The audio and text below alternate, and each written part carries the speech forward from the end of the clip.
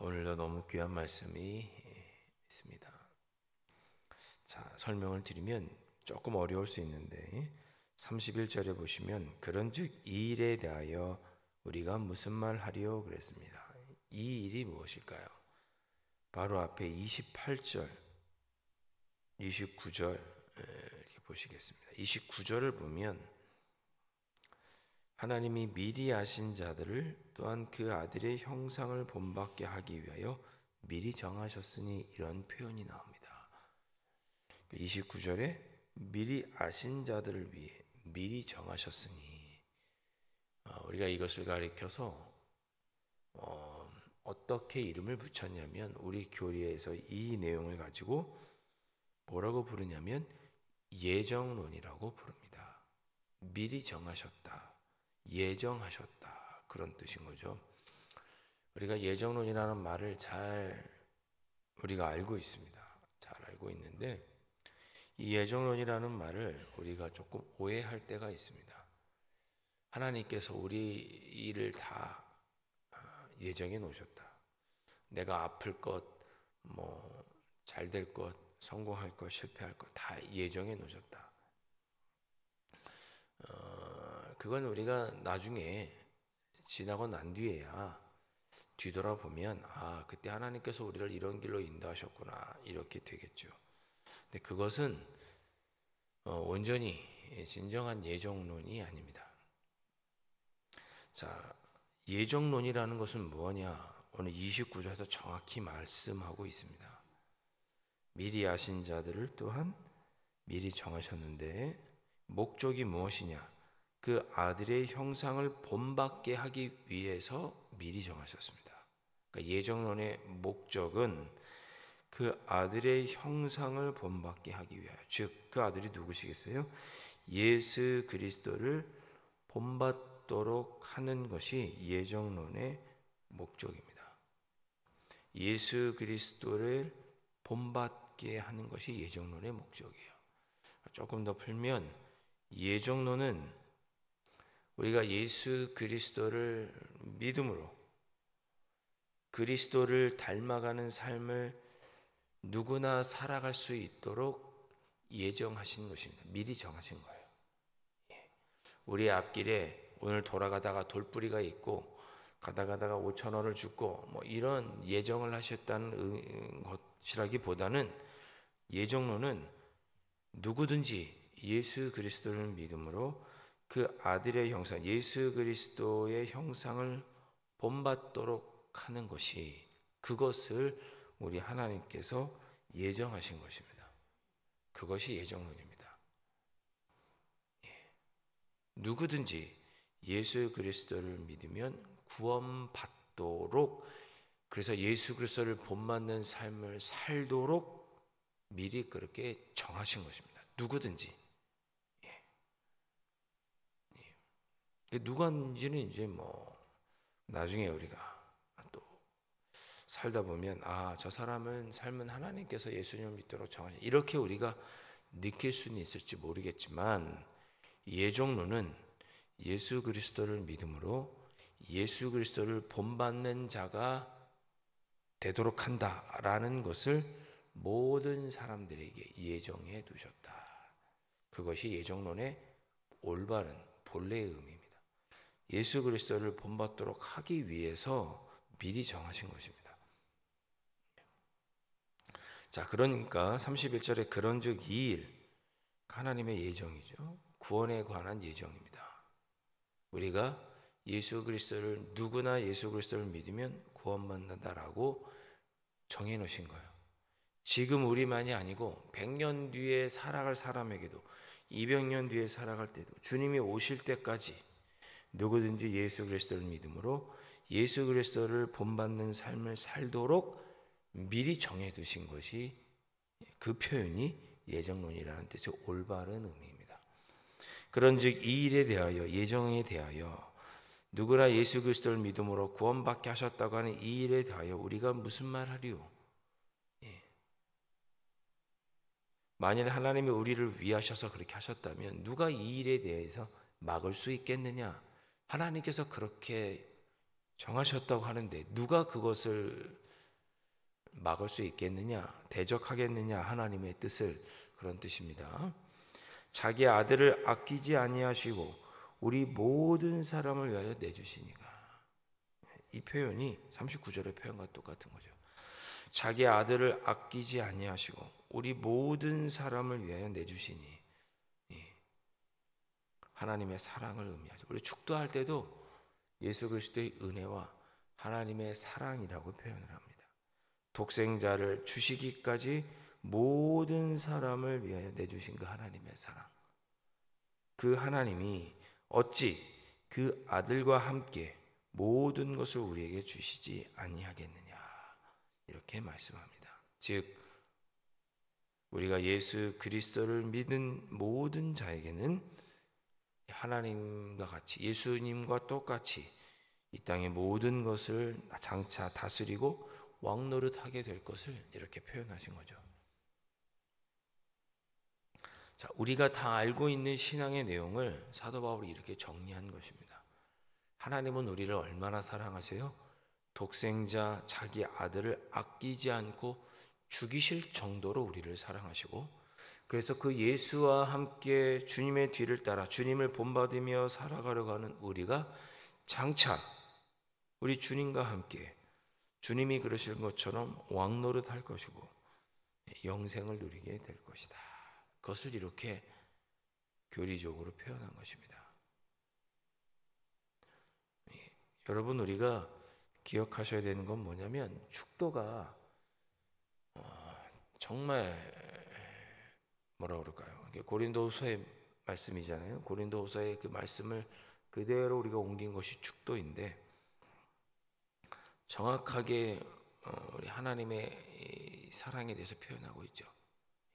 하나님은 사랑의 하나님이십니다. 우리가 하나님이 나를 얼마나 사랑하시는지 우리가 어떻게 알 수 있어요? 예수님을 통해서 알 수 있죠. 예수님을 아끼지 않고 주실 정도로 친히 하나님이신 분이 인간의 몸을 입고 이 땅에 오셔서 우리를 위해서 죽으실 정도로 그만큼 우리를 하나님이 사랑하시는구나. 그것을 우리가 오직 예수님을 통해서만 깨달을 수가 있는 거죠. 그 축도에게 잘 표현된 거예요. 그래서 하나님이신데 인간의 몸을 입고 이 땅에 오셔서 십자가에 죽기까지 해주신 예수님의 은혜, 그 예수님을 죽이시기까지 우리를 사랑하시는 하나님의 사랑, 그것을 깨달으며 날마다 예수님을 본받는 삶, 아들의 형상을 본받으며 살도록 우리를 이끌어 주시는 성령 하나님의 인도하심, 교통하심, 그것이 축도입니다. 삼위일체 하나님에 대한 고백인 거죠. 오늘 그래서 여러분들이 예수님을 통해서 우리가 무엇을 깨달아야 되느냐, 우리가 예수님을 믿음으로 구원받은 것도 우리가 기억하고 감사하지만, 예수님을 주시기까지, 예수님을 죽이시기까지 하나님이 나를 사랑한다는 것도 결코 잊으시면 안 됩니다. 그 표현이 38절, 39절에 나오는 그런 표현인 거예요. 38절에 내가 확신하노니 사망이나 생명이나 천사들이나 권세자들이나 현재일이나 장래일이나 능력이나 높음이나 깊음이나 다른 어떤 피조물이라도, 심지어 천사라도, 심지어 죽음이라도 우리를 우리 주 그리스도 예수 안에 있는 하나님의 사랑에서, 예수 그리스도를 죽이시기까지 우리를 사랑하시는 그 하나님의 사랑에서 끊을 수 없으리라, 이렇게 표현하고 있습니다. 그러니까 우리는 예수님을 통해서 하나님께서 우리를 사랑하시는 분이라는 것을 알았기 때문에 그런 관점에서 성경을 봐야 되는 거예요. 왜 천지 만물을 창조하셨을까요? 저와 여러분을 사랑하시니까. 왜 우리에게 율법을 주셨을까요? 우리를 사랑하시니까. 왜 우리에게 제사를 주셨고, 우리가 곁길로 갈 때는 왜 매를 때리시고 선지자들 보내서 다시금 올바른 길로 오도록 그렇게 하실까요? 왜냐? 우리를 사랑하시기 때문에. 죄로 인하여 죽을 수밖에 없는 우리를 사랑하기 위해서 예수님이 오셨고, 그 예수님에 대한 이야기, 그 예수님의 사랑을 입은 자들이 어떻게 살아야 하느냐, 이 땅에 주님의 몸된 교회에서 주님을 증거하며 이 하나님의 사랑을 증거하며 살아야 된다는 이야기가 신약인 거죠. 신약. 그러니까 여러분이 예수 믿고 구원받았다라고 하는 것과 동시에 그만큼 하나님이 나를 사랑하신다는 것도 잊지 않으셔야 합니다. 그래서 나 같은 죄인을 구원해 주신, 나 같은 자를 위해서 죽어주신 예수님의 그 은혜와 그런 나 같은 죄인을 위해서 독생자를 죽이신 하나님 아버지의 사랑을 동시에 깨달을 때 우리가 기쁘고 즐겁고 어떠한 상황에서도 다시 일어서고, 심지어 사망이 내 앞에 놓여 있어도 기뻐할 수 있고 감사할 수 있고, 현재 일이든 장래 일이든 무슨 일이든 높음이든 기쁨이든 어떤 피조물을 만나더라도 우리가 하나님의 그 사랑을 끊을 수 없다는 그 사실에 기쁘고 감사하고 담대하게 살아갈 수 있는 거죠. 자, 그 내용을 33절 이하부터 또 37절에 또 풀어놓은 것입니다. 33절, 누가 능히 하나님께서 택하신 자들을 고발하리요 의롭다 하신 이는 하나님이시니. 하나님께서 우리를 사랑하셔서 예수님을 믿는 자는 구원받겠다고 하셨는데 34절, 그것에 대해서 누가 정죄하겠느냐. 죽으실 뿐만 아니라 다시 살아나신 이는 그리스도 예수시니 그는 하나님 우편에 계신 자요 우리를 위하여 간구하시는 자시니라.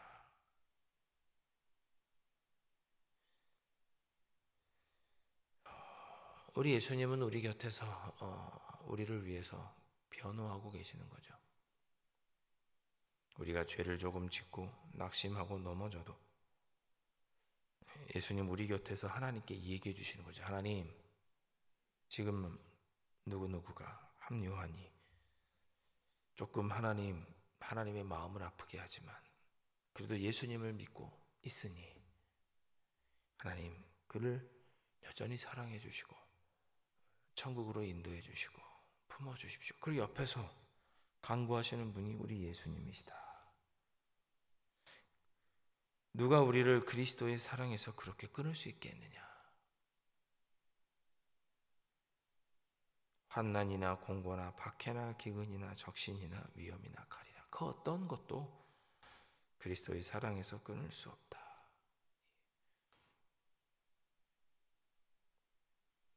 오늘 우리가 기도해야 될 것은 주님 저희가 이런 주님의 사랑에 의지하여서 환난이나 공고나 박해나 기근이나 적신이나 위험이나 칼이 있다 할지라도 사망이나 생명이나 천사들이나 권세자들이나 현재일이나 장래일이나 능력이나 높음이나 깊음이나 다른 어떤 피조물이라도 그것들이 우리의 앞길을 막아도 그 어떤 것도 우리를 사랑하시는 그 하나님의 사랑, 주님의 은혜에서 끊을 수 없다는 것을 기억하고,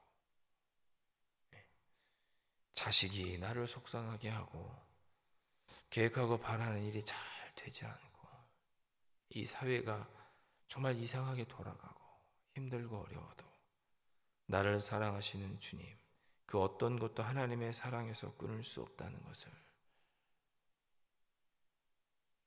아버지 하나님 잊지 않고 정말 믿음의 대장부로 한 주간을 살아가게 해주십시오. 이 새벽에 깊게 기도하시면 좋겠습니다.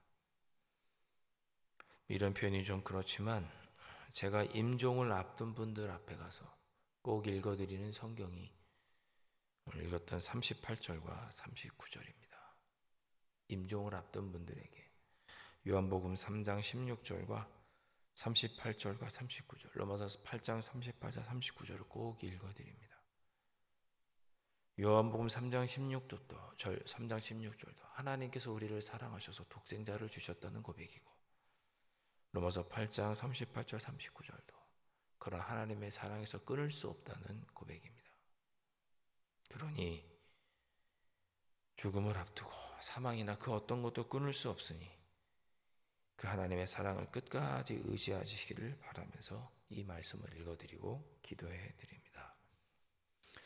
이 한 주간을 살아갈 때 기쁜 일도 있고 슬픈 일도 있고 장애물이 우리 앞에 다가올 때도 있고 육신의 연약함, 질병이 찾아올 수도 있고 누군가 나를 속상하게 하고 힘들게 할 때가 있다 할지라도 모두가 날 배반할 때가 있다 할지라도 오직 독생자를 주시기까지 한 그 하나님의 사랑에서는 그 어떤 것도 끊을 수 없다는 것을 기억하시고 그 하나님의 사랑을 기다리시고 그 하나님의 사랑이 여전히 내게 있음을 확신하면서 우리 주님을 닮아 살아가기 위해 믿음의 대장부로 이 한 주간을 살아가시는 여러분들이 되실 수 있기를 주님의 이름으로 축원드립니다. 기도하겠습니다. 아버지 하나님, 오늘 주신 말씀이 저에게 위로가 되고 힘이 됩니다.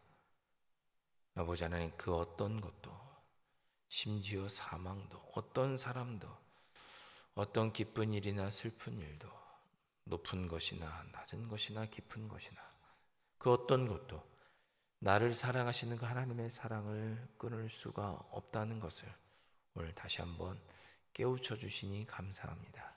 이 한 주간 하나님께서 나를 사랑하신다는 것을 기억하고 그 하나님의 사랑을 감사하고 기뻐하며 주님을 본받는 삶을 믿음의 대장부로 능력 있게 살아가는 하나님의 사랑 속에 능력 있게 살아가는 귀한 한 주간이 될 수 있도록 아버지 하나님, 성령 하나님 인도하여 주시옵소서. 귀하신 예수 그리스도의 이름으로 간절히 기도하옵나이다. 아멘. 하늘에 계신 우리 아버지, 아버지의 이름을 거룩하게 하시며 아버지의 나라가 오게 하시며 아버지의 뜻이 하늘에서와 같이 땅에서도 이루어지게 하소서. 오늘 우리에게 일용할 양식을 주시고 우리가 우리에게 잘못한 사람을 용서하여 준 것 같이 우리 죄를 용서하여 주시고 우리를 시험에 빠지지 않게 하시고 악에서 구하소서. 나라와 권능과 영광이 영원히 아버지의 것입니다.